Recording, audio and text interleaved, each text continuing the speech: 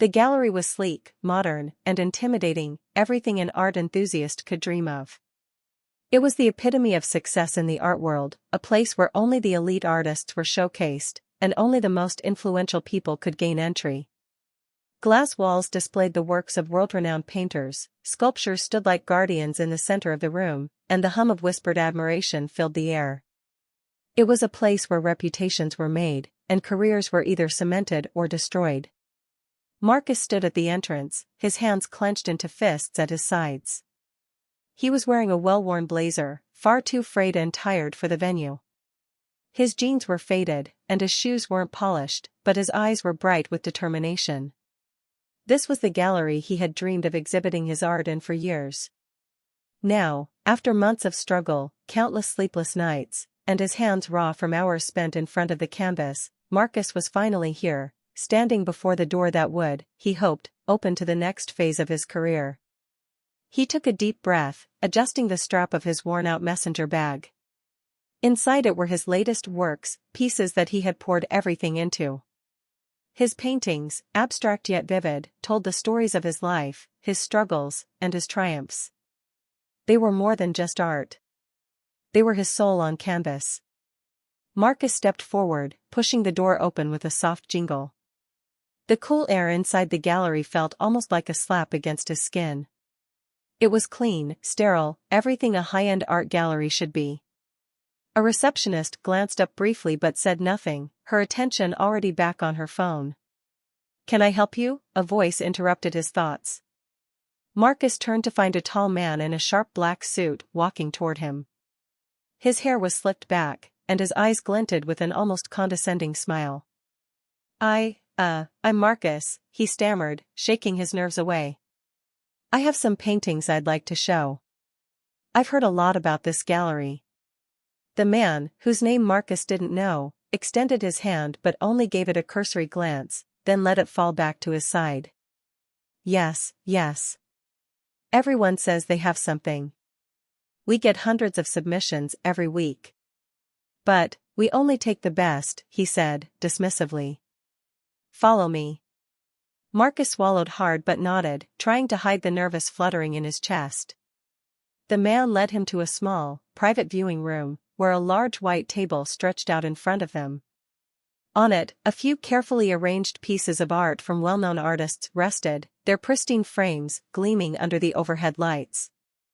"You'll need to leave your works here," the man said, motioning for Marcus to lay his paintings down on the table. "We'll take a quick look at them." Marcus set his bag down on the table, pulling out his paintings one by one. The paintings were all abstract in style, swirling colors, sharp contrasts, and bold patterns. They were chaotic, yet strangely beautiful, each piece telling a unique story of pain and resilience, of struggle and hope. He was proud of them. But as the man eyed the paintings, Marcus could feel the air in the room shift. The gallery owner's lips twisted into a mocking smile. "Interesting," the man said, his voice dripping with sarcasm. "But I don't think these would fit our collection. You see, we showcase artists with more refined tastes." Marcus felt his stomach churn. He had worked so hard for this moment. But the dismissiveness in the gallery owner's voice was unmistakable. "Refined tastes," he repeated, trying to keep his composure. "These are my heart and soul. This is my vision." The man waved a hand, his eyes drifting toward the next painting as if Marcus's words were unimportant. "You know, there's a certain elegance and subtlety we require. These look like they were painted in a fit of rage. I'm afraid that kind of chaos just won't do." The word stung. Marcus wanted to argue, to defend his work, but he could see that the gallery owner had already made up his mind. This wasn't about art anymore, it was about his own ego, his own standards that he had set for the world to follow. Marcus wasn't part of that world. He could feel the invisible walls closing in. "You should try a smaller gallery," the man continued, his tone growing colder. "Perhaps one that appreciates your style. But this place? This is for artists who understand what the market wants, who understand the importance of refinement. You need more time, more practice." Marcus felt his breath catch in his throat, his face burning with a mix of shame and frustration.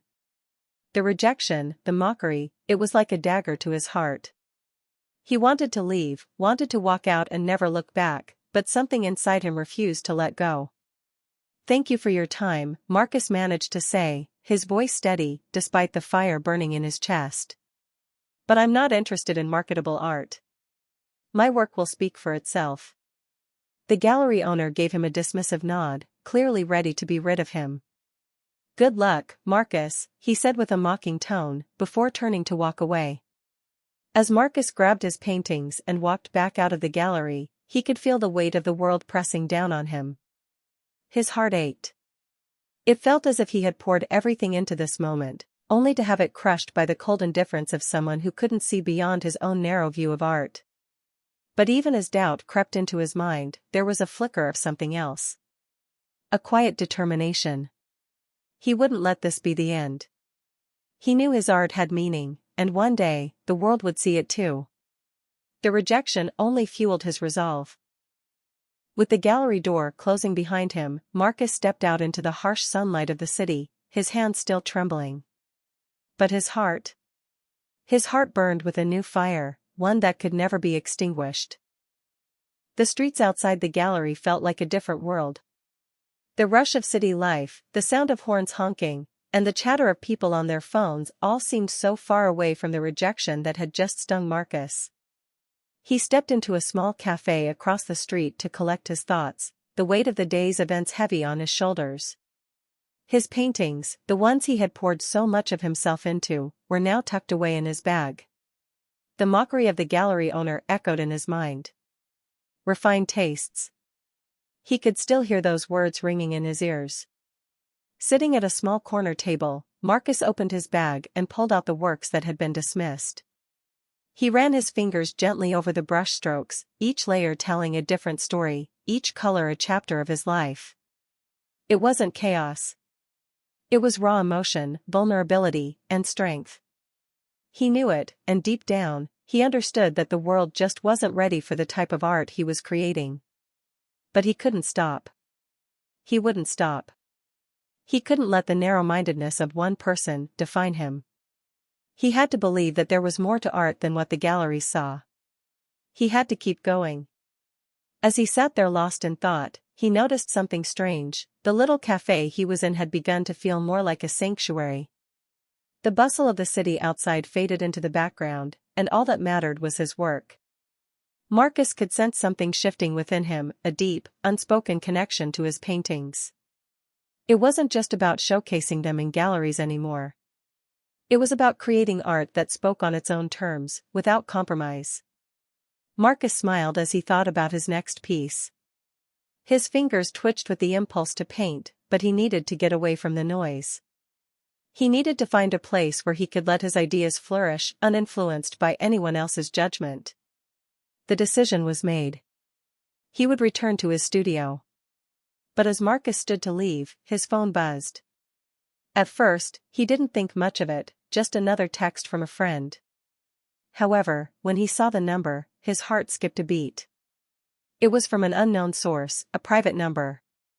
"I've seen your work. You're incredible. I can help." He stared at the message for a moment, wondering if it was some sort of prank. Who would be interested in his art after what happened at the gallery? Who even knew he existed? The message continued. "Meet me at the art auction tonight. I'll be the one with the black briefcase. You'll want to talk to me." His breath caught in his throat. The notion of a chance encounter seemed absurd, yet the words carried an undeniable weight. "I can help." It was exactly what he needed to hear. The possibility of someone understanding his work, of someone being willing to invest in him, felt almost too good to be true.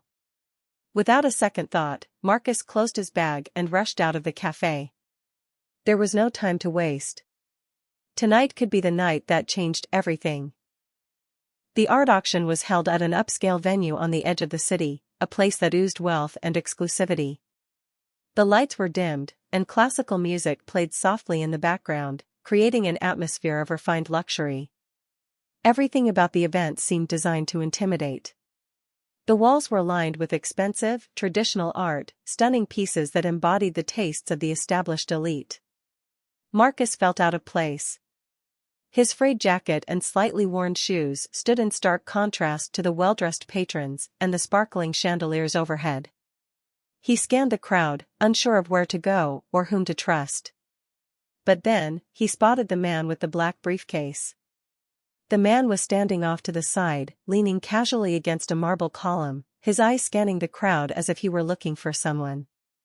When his gaze met Marcus's, he gave a subtle nod, signaling him to approach. There was no time to hesitate. Marcus's heart raced as he made his way across the room, every step feeling like it could change his life. The man smiled warmly as Marcus approached. "You made it," he said, his voice deep but calm. "I'm glad you came." "You said you could help," Marcus said, his voice tinged with cautious hope. "What do you mean?"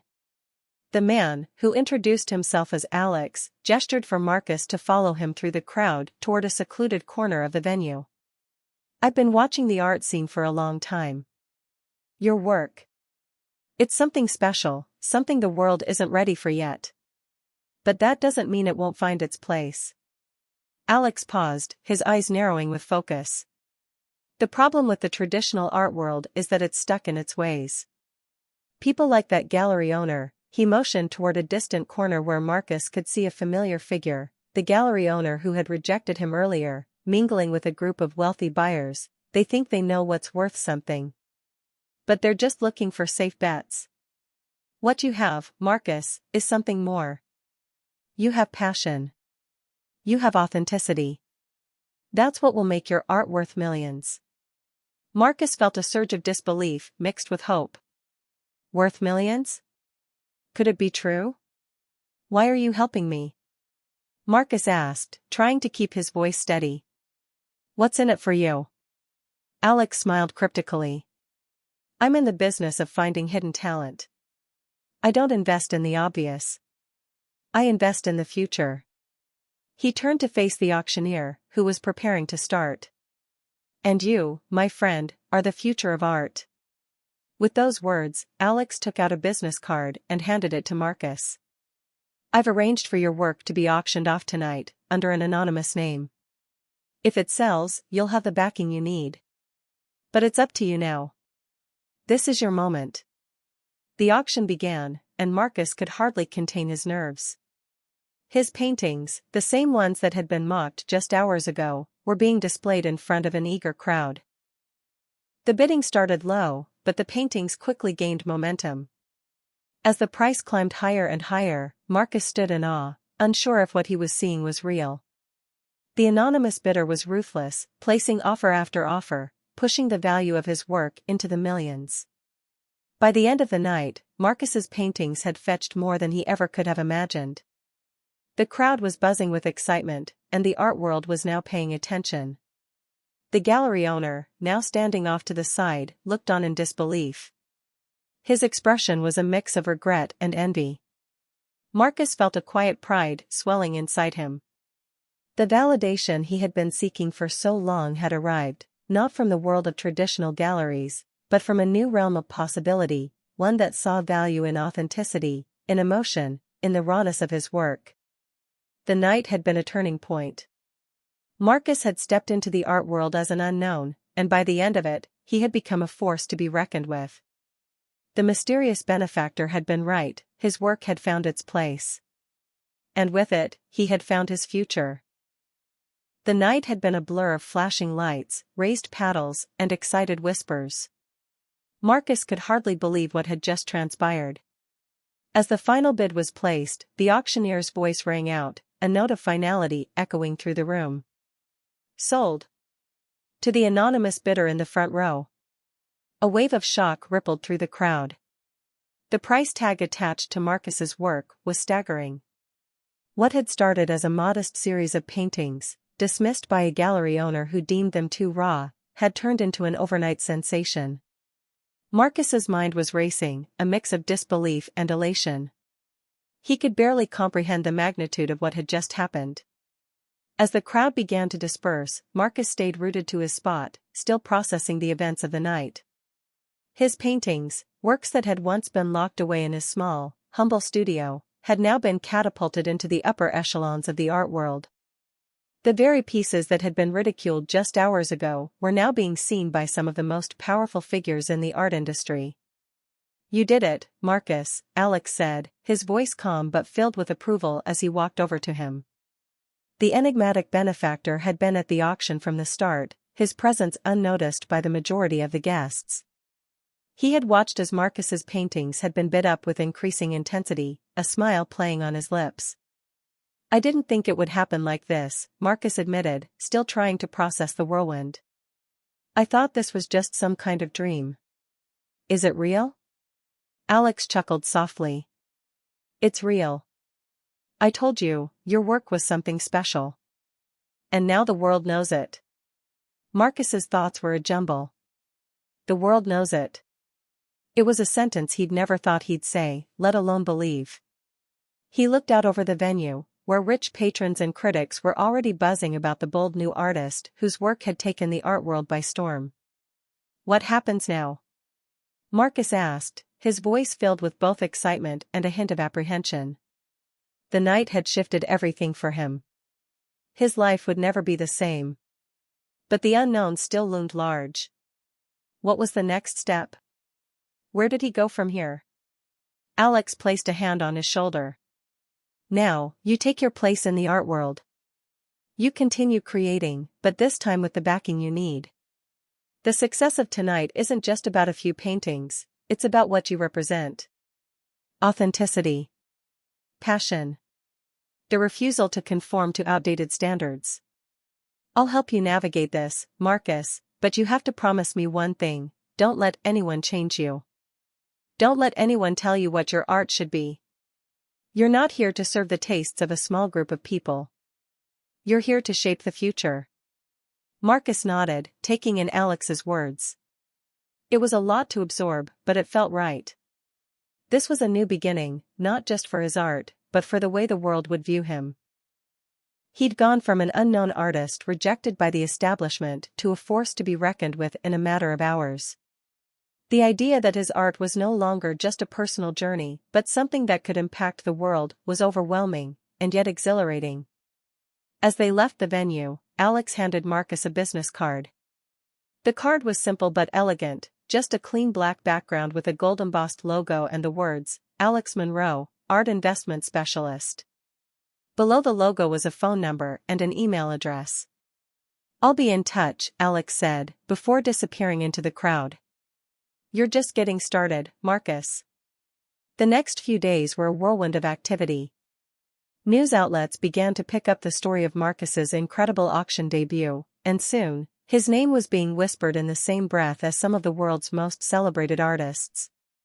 Social media exploded with discussions about his work, with critics and fans alike marveling at the unique energy that pulsed through each piece. Marcus's phone never stopped ringing, and his inbox was flooded with messages from galleries eager to showcase his art. Invitations came pouring in for interviews, exhibitions, and exclusive events. But amid all the praise, the pressure started to mount. It was all so new.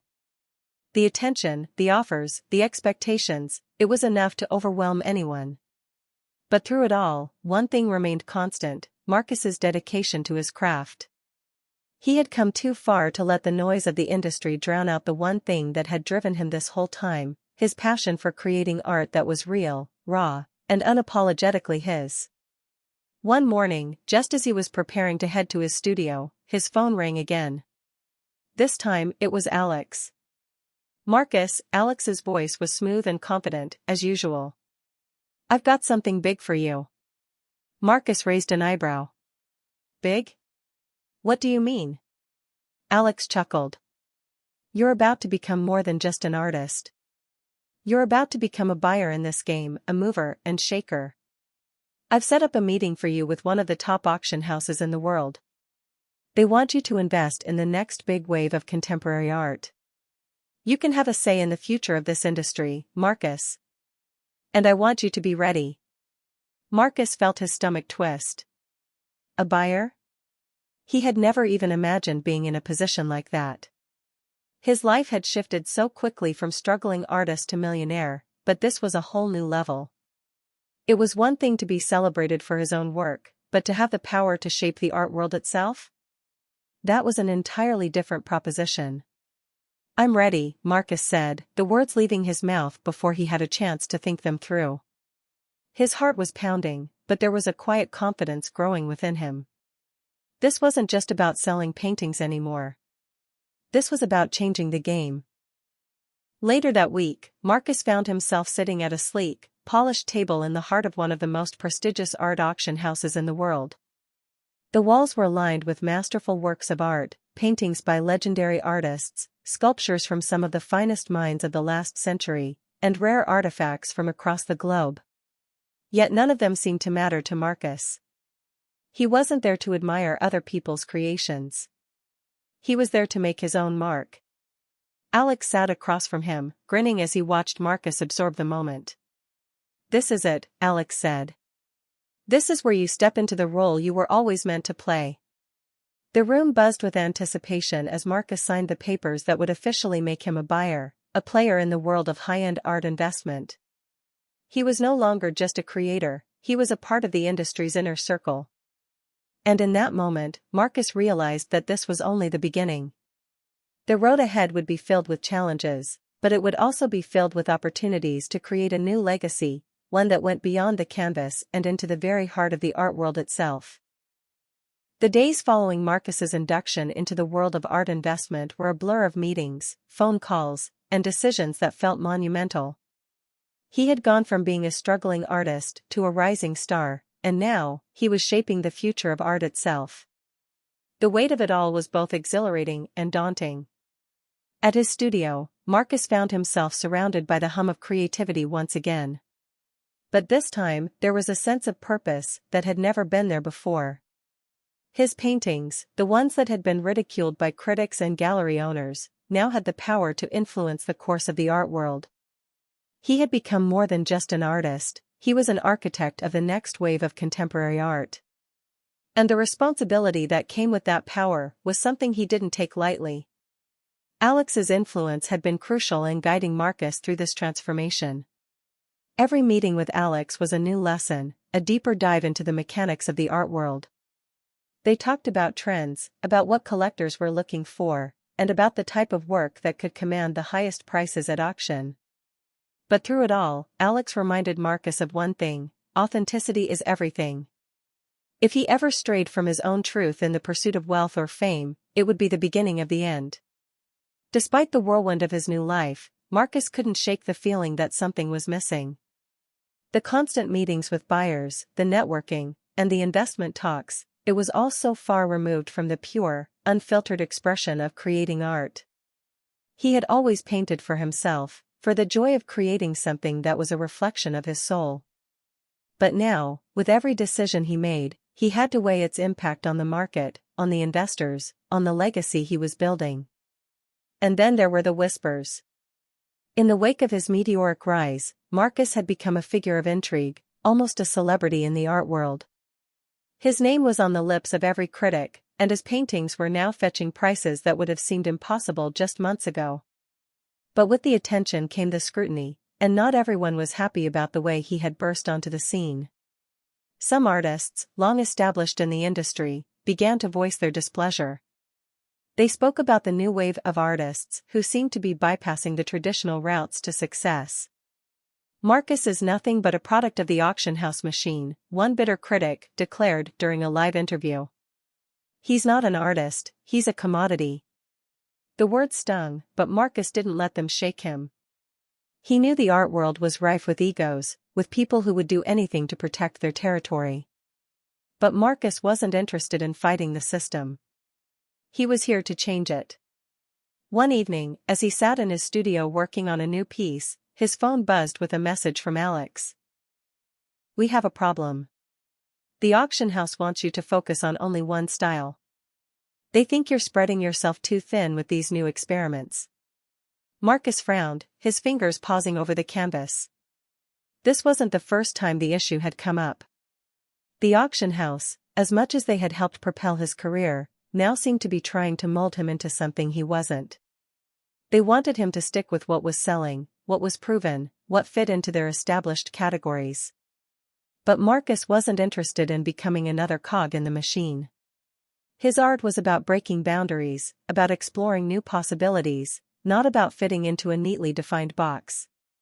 He couldn't let the very people who had helped him find success now dictate the limits of his creativity. He typed back a quick reply. "I'm not compromising. I'll make the art I want to make." As he sent the message, a sense of relief washed over him. He wasn't just a rising star in the art world anymore, he was a force to be reckoned with. The auction houses, the critics, the galleries, they would all have to adapt to him, not the other way around. The next day, Marcus met with Alex at a private gallery. The room was filled with paintings from all over the world, each one a unique representation of its creator's vision. But what struck Marcus most was the sheer diversity of the work. Some pieces were abstract, some were realism, others were completely experimental. It was a space where artists from all backgrounds and styles were celebrated for their individuality. "I've been thinking," Marcus began as he looked around at the eclectic pieces. "The world needs to see this. They need to understand that art isn't just about one thing, one style, one movement. It's about freedom. It's about expression." Alex nodded in agreement. "Exactly. And that's why I've set something up. We're going to do an exhibition, but it's going to be different. You'll be the centerpiece, but this time, you'll invite other artists who think outside the box. The ones who are pushing boundaries in ways that the mainstream art world refuses to acknowledge." Marcus's eyes widened. This was the kind of exhibition he had always dreamed of, one that celebrated creativity in all its forms, without judgment or restriction. "Are you ready for it?" Alex asked, his voice filled with excitement. "This could change everything. Not just for you, but for a whole generation of artists." "I'm ready," Marcus said, his heart pounding with anticipation. "Let's make this happen." The exhibition was everything Marcus had hoped for. It was a celebration of diverse voices, a space where artists who had been overlooked or dismissed by the traditional art world could showcase their work. There were pieces that defied convention, works that challenged societal norms, and paintings that pushed the boundaries of what art could be. As the opening night drew near, Marcus felt a familiar nervousness in the pit of his stomach. This was his moment to prove that his art was more than just a passing trend.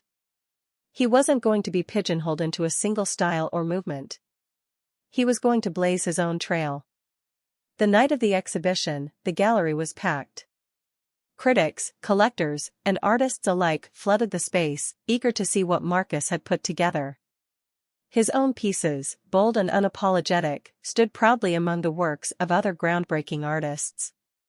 The crowd buzzed with excitement, but it was the reactions that took Marcus by surprise. Instead of the dismissive criticism he had come to expect from the more traditional members of the art world, he saw genuine admiration. People were connecting with the work on a deeper level. They weren't just admiring the technical skill, they were seeing the stories behind the pieces, the emotions, the ideas that had driven each artist to create. For the first time in his career, Marcus felt a deep sense of fulfillment. It wasn't about the money or the fame. It was about the art. It was about creating something that had the power to move people, to challenge the status quo. As the night wore on, Marcus found himself surrounded by collectors eager to purchase his work, critics praising the exhibition as one of the most significant in years, and other artists asking him how they could be a part of the movement he was starting. It was clear, this was just the beginning. The art world was changing, and Marcus was at the forefront of it. The aftermath of the exhibition was nothing short of a media frenzy. The art world was abuzz with talk of Marcus's unconventional approach, the bold diversity of the artists he had brought together, and the undeniable success of the event. Critics hailed it as a new era for contemporary art, a turning point in how galleries and collectors would view creativity. The idea of embracing authenticity over convention had never seemed more vital. For Marcus, however, the praise was both validating and isolating. As the days went by, he began to feel the weight of the success that had come so swiftly. He was no longer just a struggling artist trying to make a name for himself. Now, he was a symbol of something much bigger, a movement that was challenging the foundations of the art world. But with this new position came challenges he hadn't anticipated. He was inundated with offers from galleries, collectors, and media outlets eager to ride the wave of his newfound fame. His paintings were in high demand, but so was his time. The freedom he had once enjoyed, painting whatever came to his mind without thinking of the consequences, was quickly being replaced by an endless stream of meetings, negotiations, and events. He had signed deals with several major galleries, and soon, his paintings were being displayed in prestigious locations worldwide. But it wasn't long before he realized that the very success he had fought so hard for was beginning to come with a price. The more he worked with the top collectors and investors, the more he felt himself being pushed into a corner. At a high-profile gallery opening in New York, Marcus stood in front of one of his most recent works, a large, vibrant piece depicting the complexities of human emotion. As he watched the crowd mingle and discuss the art, his thoughts began to wander. This painting, like all of his work, had come from a deeply personal place. It was his voice, his story, told through a chaotic mix of colors and shapes. But now, as it hung in the center of the room under the harsh lights, it felt more like a commodity than a piece of art. The collector's eyes weren't focused on the meaning behind it, they were focused on how much it would be worth in a few years, how much they could sell it for. A wave of frustration swept over Marcus. This wasn't what he had envisioned when he first started painting. He had wanted to create art that spoke to people, that resonated with them on a deep, emotional level. Now, he was part of an industry that was all about numbers, investments, and profits. As he turned to leave the room, his phone buzzed. It was a message from Alex. "Big meeting tomorrow. The investors want you to focus on specific themes, something that will sell better in upcoming auctions. They're pushing for a more marketable style. Don't let them control you." Marcus clenched his jaw. The words stung, but they weren't unexpected. The pressure to conform to market demands had been building for weeks. He had felt the subtle nudges from galleries and collectors, urging him to stick to what worked, to create pieces that were safe, that would sell. The moment he deviated from what was popular, the support would disappear. He walked out of the gallery, the cool New York night air hitting him like a splash of cold water. The bright lights of the city, the noise of traffic, the hustle and bustle, everything felt distant now. He had entered this world to change it, to bring authenticity back into the art scene. But now, it felt like the world was changing him instead. The following day, Marcus sat in a sleek boardroom with investors and gallery owners who were all eager to discuss his next move. The conversation quickly turned to what themes would be most profitable, what concepts would resonate with collectors, and what style would guarantee the highest bids at auction. "We need something bold," one investor said, leaning forward. "Something that stands out in the current market. Abstracts are too overdone. The future is in hyperrealism, or perhaps a return to classic realism with a twist. We need you to start thinking in those terms, Marcus." The words echoed in his mind as the meeting dragged on. He could feel the walls closing in. The suggestions they were making were practical, of course, they were focused on what would sell, what would make the most money. But they weren't about art anymore. They were about business. After the meeting, Marcus went back to his studio, the weight of the conversation lingering in his mind. He stood in front of his easel, staring at a blank canvas. The room was silent, the only sound the faint hum of the city outside his window. He picked up his brush and dipped it in paint, his movements slow and deliberate. He couldn't do it. He couldn't let them push him into a corner. Art wasn't about meeting expectations or following trends, it was about freedom, expression, and raw emotion. His art was his voice, and he wasn't going to let anyone silence it, no matter how much money was at stake. He painted late into the night, each stroke an act of defiance against the world that was trying to control him. He wasn't going to play their game. He was going to continue creating the art that had brought him this far, the art that had resonated with people on a deep level. It didn't matter if it was what the market wanted. it mattered that it was true to him. As the weeks went by, Marcus's refusal to conform became more and more evident. His new works were a departure from the market-driven pieces that had sold so well at auction. They were raw, abstract, and filled with a sense of urgency that had always been present in his earlier works. It was a risk, but it was a risk he was willing to take. The reaction from collectors and investors was mixed. Some were intrigued by the bold new direction, praising his courage to push boundaries. Others, however, were less than thrilled.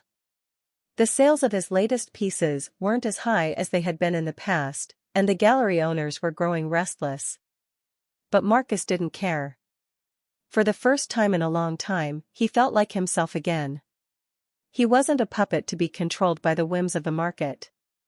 He was an artist, and he would create whatever he felt compelled to create, regardless of the consequences. One day, as he was painting in his studio, he received a phone call from Alex. "I've been following your work, Marcus," Alex said, his voice steady but filled with concern. "I know you're staying true to your vision, but I have to warn you, this could hurt your career. You're alienating some of the people who have supported you." "I know," Marcus replied, his voice calm but firm. "But I'm not going to let my art be dictated by what other people want. If they want to see something different, I'll give it to them. But it will be my truth, not theirs." Alex was silent for a moment, and Marcus could almost hear him weighing his words. Finally, he spoke. "Then I guess you've made your choice. I can't promise that it'll be easy. But if you truly believe in your work, then you have to trust yourself. Just don't let the world break you. Keep your heart in the art, Marcus, and the rest will follow." As the months passed, Marcus's decision to stay true to his art became more and more apparent. His new work wasn't as commercially successful, but it was more meaningful than anything he had ever created. He began to gain a loyal following of collectors who appreciated the depth and authenticity of his pieces. He knew that the road ahead would be challenging, but he was no longer concerned with fame or fortune. He was creating for himself, and that was enough. As Marcus continued to follow his own artistic path, the challenges he faced began to intensify. His new works, while undeniably raw and powerful, did not resonate with the mainstream art market in the way his earlier, more commercially viable pieces had. The galleries that had once clamored to display his work were now less eager to take a chance on him. The investors who had backed his rise to fame were starting to lose patience. But for Marcus, it was never about the money. His true struggle now was balancing his artistic integrity with the harsh reality of the world he had entered. He had come so far, and yet he was increasingly isolated in his beliefs. The art world, once his stage, now felt like a cage of expectations and pressure. It wasn't long before the media began to take notice of the shift in Marcus's style. Critics who had once praised his innovative approach now started to label him as a fading star or a former success lost in the noise of his own ego. Some even went as far as to claim that Marcus was sabotaging his own career by creating art that no one understood. At first, Marcus tried to ignore the critics. He had been through plenty of rejection before, and he knew that the art world was fickle. But as the criticism mounted, so did the pressure. His inbox filled with angry emails from collectors, angry that they had invested in pieces that were now losing value. One particularly scathing message came from a prominent art investor who had once backed Marcus's career. "I thought you were an artist," the message read, "but it turns out you're just a sellout. Stop pretending that your new direction is anything more than desperation. If you want to keep your career alive, you need to stop this nonsense and get back to what made you famous." The words stung more than he wanted to admit. It was clear that the people who had supported him had not done so because they believed in his art, they had done so because they saw his work as a commodity, a safe investment. Marcus had become their asset, not their artist. As he sat in his studio one evening, contemplating his next move, Alex called. His voice was heavy, the concern clear. "Marcus, I know you don't want to hear it, but I think it's time to face the truth. The art world isn't the same as it was when you first started. Your shift away from the marketable style is making waves, But it's also pushing you further away from the people who helped you get to where you are. I don't care about that, Marcus replied firmly. I can't keep making the same things just to please people. If they don't get it, then that's on them. But I know my art matters. It speaks to people in a way that nothing else can. I understand, Alex said quietly. But you're also alienating the very people who helped put you on the map. Some of them won't forgive you for straying from the path they helped lay out for you. And without their backing, things could get much harder. Marcus didn't respond right away. He knew that Alex was right, but the thought of returning to the old formula, painting what was expected of him, was something he could not stomach. His art, his truth, was more important than anything else. The call ended on a somber note, and Marcus sat in the silence of his studio, staring at the unfinished canvas before him. The weight of the situation was unbearable. The success he had once dreamed of now felt like a hollow shell, empty of meaning. Days turned into weeks, and Marcus found himself in a sort of limbo. The once prominent galleries that had showcased his work now refused to display his newer pieces. His auction sales had slowed to a crawl, and the collectors who had once fought to get their hands on his paintings were now showing little interest. The spotlight he had so eagerly sought now felt blinding, its harsh rays revealing the cracks in his dream. But amidst the mounting pressure, Marcus continued to paint. His works, though misunderstood by the market, began to speak louder than ever before. He poured his frustration, his doubts, and his fears into every stroke, channeling the turmoil he felt into something profoundly personal. It was raw, vulnerable art that spoke to a select few, the ones who truly understood the deeper meaning behind each piece. And then something unexpected happened. A new wave of art enthusiasts, those who appreciated experimental work and creative risk-taking, began to take notice. These were the people who had always existed in the periphery of the mainstream art scene. They were the avant-garde thinkers, the outcasts, the rebels who didn't care about what was trendy or profitable. They cared about the rawness, the authenticity, and the soul of the work. One evening, at a small, underground art event, Marcus's new collection was displayed in a dimly lit room. The crowd was far from the typical gallery goers. These were artists, musicians, and creative minds who had long been ignored by the art world's elite. They gathered around Marcus's paintings, discussing the complexity of the work, the emotions conveyed, and the stories behind each piece. For the first time in a long while, Marcus felt a sense of peace. These were the people who truly understood what he was trying to do. They weren't interested in how much the paintings would sell for or whether they fit into a particular genre. They saw the art for what it was, a powerful expression of the human experience. A woman approached Marcus, her eyes wide with admiration. "Your work is incredible," she said, her voice trembling slightly. "It's unlike anything I've ever seen before. It's like you're showing us what's hidden beneath the surface, the things that people are afraid to confront." Marcus smiled, his heart swelling with emotion. This was why he had started painting in the first place. To connect with people on a deeper level, to provoke thought, to challenge norms. For so long, he had worried about the rejection from the mainstream, but now he realized that the people who truly mattered were those who could see past the surface. But just as things seemed to be turning around, Marcus received a call from one of his major investors. The tone of the conversation was cold and detached, a stark contrast to the warmth he had felt in the underground event. "Marcus," the investor said, "your latest works are disappointing. We can't continue to back you if you keep pursuing this new direction. We've been in this for the investment, not for some art movement. If you want to survive in this world, you need to come back to reality. You need to stop being so stubborn." The words cut deeper than anything else had in recent months. The investor wasn't interested in Marcus's artistic vision, they were interested in the bottom line. To them, Marcus wasn't a creator, he was an asset to be managed and monetized. Marcus hung up the phone, his heart heavy with the weight of the decision that lay ahead. The success he had once dreamed of, fame, fortune, and recognition, now felt like a distant fantasy. He had to choose between returning to the marketable, safe art that had made him famous or continuing to create from the heart, knowing full well that it might cost him everything. The truth was clear. He could not return to the person he had once been. He was an artist, not a product.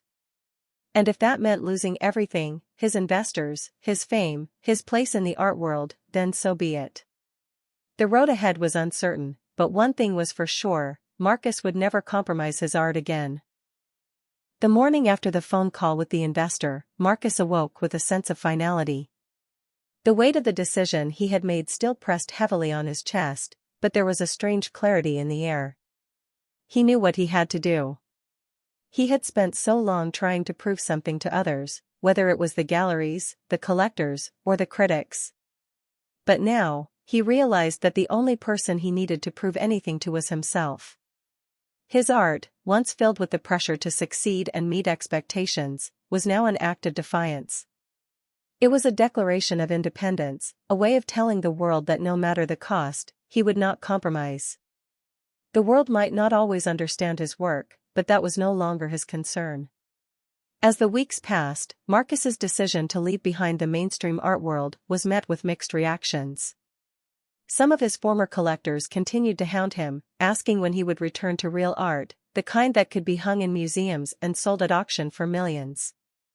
The galleries that had once been eager to showcase his pieces now ignored his calls. His work was no longer seen as valuable in the traditional sense, but Marcus didn't care. His focus had shifted entirely. During this time, he began to reconnect with the underground art community, the same group of individuals who had supported his early career, the ones who had believed in him when no one else did. They weren't interested in fame or fortune. They were interested in raw, unfiltered creativity, the kind that could change the world without ever needing to be validated by anyone else. Marcus's new works began to evolve. They were darker, more introspective, as he explored themes of isolation, struggle, and the human condition. His once colorful paintings began to take on a more muted, somber tone, reflecting the complex emotions he was working through. Each canvas became a journey, a search for understanding and meaning in a world that often felt cold and indifferent. One afternoon, as Marcus was working in his studio, there was a knock at the door. He hadn't expected anyone, especially not after the way the art world had turned its back on him. When he opened the door, he was surprised to find a young woman standing there, holding a portfolio of her work. "I'm sorry to bother you," she said hesitantly. "I'm an artist, and I've followed your work for years. I know you've been going through a tough time with the galleries, but I wanted to show you something." Marcus was taken aback. The last thing he had expected was for someone to come to him for advice or guidance. But he saw something in her eyes, something familiar. She had the same fire, the same passion for art that he had once felt. He invited her in, and she began to show him her portfolio. Her work was raw and unapologetic, filled with the same kind of energy that Marcus had once poured into his own pieces. She wasn't interested in conforming to the art world's expectations. She was creating for herself, just as he had once done. "I've been following your journey," the woman said, her voice trembling slightly. "I know it's been hard for you. But I wanted to thank you. You've inspired me to stay true to myself. Your work, it made me realize that art is not about pleasing anyone. It's about expressing who you are." Marcus was moved by her words. He had never thought of himself as someone who could inspire others, especially after everything he had been through. But as he looked at her work, he realized that this was the true power of art. It wasn't about fame, recognition, or wealth. It was about creating something that could speak to someone, that could connect people on a deeper level. Over the next few hours, they talked about their struggles, their hopes, and their dreams as artists. Marcus found himself giving her advice, something he hadn't done in years. He spoke about the importance of staying true to one's vision, of not letting the pressure of the world dictate what art should be. He told her that the only thing that mattered was the work itself, the rest would follow. Before she left, the woman handed him a small painting, one of her own. It was a portrait of a figure in shadow, standing alone against a dark backdrop. The figure's face was indistinct, but the emotion in the piece was undeniable. "This is for you," she said softly. Thank you for showing me that it's okay to be myself, no matter what the world says. Marcus took the painting, feeling a lump form in his throat. He had always believed that art had the power to change the world, but he had never truly understood how deep that connection could go. As he looked at the portrait, he realized that he had found something far more valuable than fame or success. He had found his purpose again. As the months went by, Marcus's work began to find its place in the world once more. He didn't need the approval of the mainstream art scene. His paintings, though still misunderstood by many, began to reach a new audience, the misfits, the dreamers, the people who didn't care about marketability. They saw in his work a reflection of their own struggles and desires. His paintings became symbols of defiance, freedom, and the power of individuality. Marcus continued to exhibit his pieces at small galleries and underground shows, where he found a community of like-minded individuals. His work was no longer about following trends or meeting expectations. It was about exploring the human experience in all its complexities. Every painting he created was a testament to his journey, his growth, and his refusal to compromise. Then, one day, Marcus received an unexpected invitation.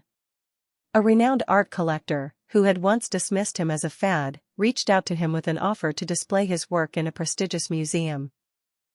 The collector had seen the change in Marcus's art, the authenticity, the emotion, the depth, and now, they wanted to help share it with the world.